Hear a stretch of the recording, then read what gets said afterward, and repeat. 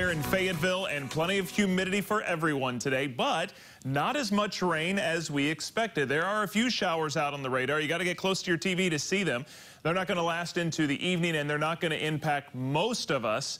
But guess what? We've got more rain, more humidity, and more cloud cover still in the next few days. And today, the humidity level actually went up even more. You didn't think that was possible based on how it felt the last few days.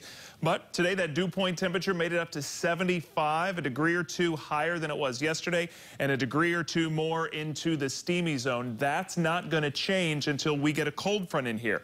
That's still on schedule for next Tuesday, so we're just one day closer to that. We still got a few days left of the muggy conditions. And today, with a little extra sunshine and a little less rain, we managed to warm up some more than what we had talked about yesterday. In fact, it's 88 now here in Raleigh, 91 down in Johnston County. So a few days after having most of us in the 70s today, most of us well into the 80s. So as we head into tonight, we'll keep mostly cloudy skies around.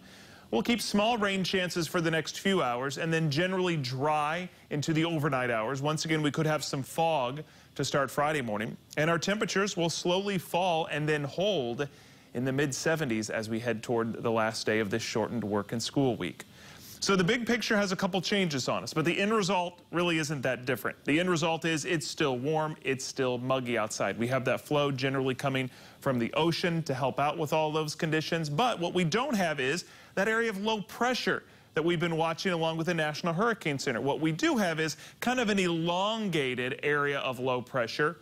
The stationary front that's been out there is also gone, but like I said, while the map looks a little different, it doesn't feel that different outside. The conditions we have had will stick around for the next couple of days. And here's what I mean. On Friday morning, we'll start off dry with cloudy skies. There might be a peak of sunshine tomorrow, but kind of what we've had, mostly cloudy skies. Also, as we get toward lunchtime in the afternoon, we'll see some showers from closer to the coast start to move into our area. Not a lot, but some rain as we head into the afternoon and evening hours. Here we are through Friday night. Then we get into Saturday, more of the same.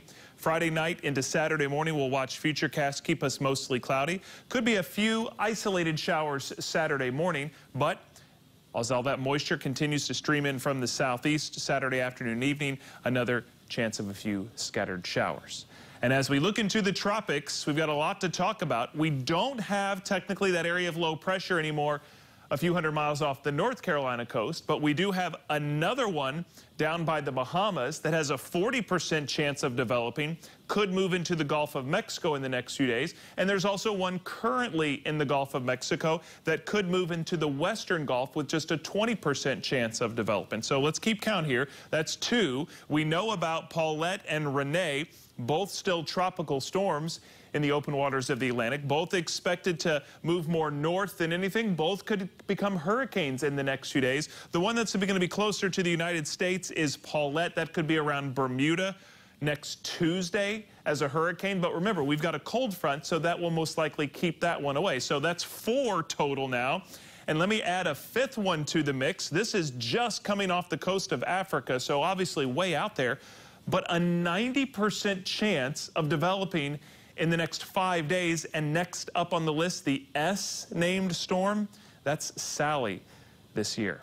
So again, none of that expected to impact us, but we still have the same issues. Temperatures in the 80s, mostly cloudy skies, high humidity with scattered rain chances. I like Sunday as the pick day of the weekend, a little more sun, a little drier, a 30% chance of rain Monday. And then there is the cold front next Tuesday. That's the one that's going to make things feel a whole lot better by the middle of next week.